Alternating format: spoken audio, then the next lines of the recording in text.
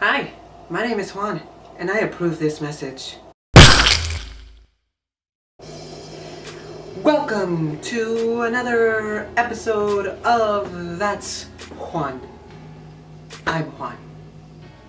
As we speak in Cleveland, the Republican National Convention is happening. Whee! It's no secret that Donald Trump is the Republican nominee for president this year. I don't know what happened. What happened there, guys? And the mystery of who Donald Trump's running mate has been lurking around the media for since the first caucus this year. And thanks to Donald Trump's colorful Twitter, we finally know who it is. Drumroll, please.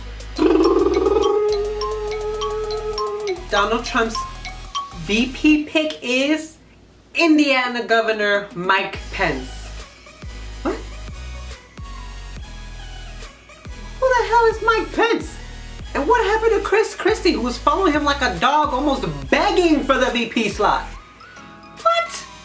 Well, for those of you who don't know who Mike Pence is, I did my research and I'm here to share the knowledge with you guys.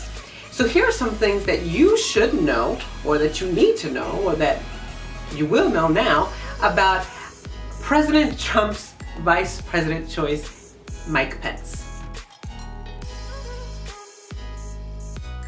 The Indiana governor has described himself as a, quote, Christian, conservative, and Republican in that order, end quote.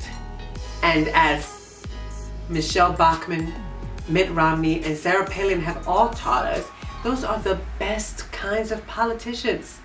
He's the one to tell us to pray harder that gun violence doesn't stop, that the law won't help, we need to pray harder. He's an evangelical Christian, which makes everything even the more sweeter for Republicans, because the evangelical Christians feel that they have lost their voice in the political system in this country. Yes, white people, you have lost your voice in the political system. You are the forgotten people. I am so sorry. Like the rest of the evangelical Christian Republicans around this country, Mike Pence has in common a hatred of Planned Parenthood. And he has tried so many times while he was in the House of Representatives to cut federal funding for Planned Parenthood. He even went as far to hold up a Congress meeting or session of the budget for his noble cause. He is a savior to the social conservatives. On the bright side though, while being governor of Indiana, he did invest $800 million to fix the roads and the bridges of Indiana. Indiana's not that big of a state, so I don't know how much money they actually used, but boy are those roads and bridges so smooth to drive on. Seriously, you just glide through. It doesn't even feel like you're driving, you're like flying across. Funny thing though, when this whole Republican circus started, he initially endorsed Ted Cruz. But he is doing his due diligence by jumping on the bandwagon of supporting the nominee, even if everyone hates him. Maybe that's why Paul Ryan likes him so much. Going back to Mike Pence, talking about Mike Pence, he described himself as a Rush Limbaugh on decaf. That's not even a joke, he actually said those words. While being governor of Indiana, Pence has always fought for women's health issues and their vaginas. He even went as far as passing a measure that criminalized not only women who get abortions, but the doctors who help them. He actually has sent a couple doctors in jail who are serving time for attempted abortion.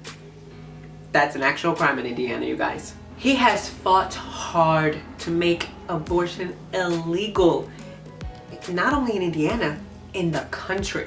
Pro-life is a light term when it comes to describing Mike Pence. He takes it far. He's dedicated, my brother. I salute you. You are dedicated.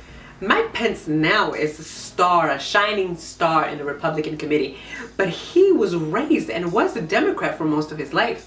In 1980, he actually voted for Jimmy Carter And he was a fan and had clippings in his room of the Kennedys. It wasn't until he went to Hanover College in Indiana where he took a class in constitutional and legal history. I would never take that, just sounds really boring, like a long lecture class with a thick book. And but in that class, he became a fan of smaller and limited government. So I know what you're thinking. He's a Republican. He's against LGBT rights. Well, not exactly. He has said that he isn't against LGBT, but more about religious freedom. Because in conservative talk, the two seem to get mixed together quite a lot. But in 2015, Mike Pence was known for signing a Religious Freedom Restoration Act. Keyword here is restoration. The act states that the Indiana government cannot and will not get involved in the religious practices or exercises of anybody in any form. But see, that's where the confusion started. People can deny service to those they feel threaten their religious freedom, i.e., gay people. And he stated that that's not what the bill was about. Later on, he had to sign an amendment that protected sexual orientation and gender identity, because in Indiana, we have to break it down to the simplest form to let you know that religious freedom, sexual orientation, nothing to do with each other. Let it go. I'm not here to push the media's leftist agenda, as the conservatives like to say. I'm just letting you know the facts. This is Mike Pence's resume. What you do with it is up to you. And, you know, we'll see. Can't wait for those debates. Make sure you give a thumbs up to this video if you like it, and also subscribe to my channel. There's a lot more where this comes from. And trust me, it's only gonna get better. I cannot wait. So juicy and crunchy. I can see it in the oven baking. But make sure you come back next Tuesday, because we have a lot more here on That Swan. I'll see you guys next week. Against the LGBT community, but more about religious freedom.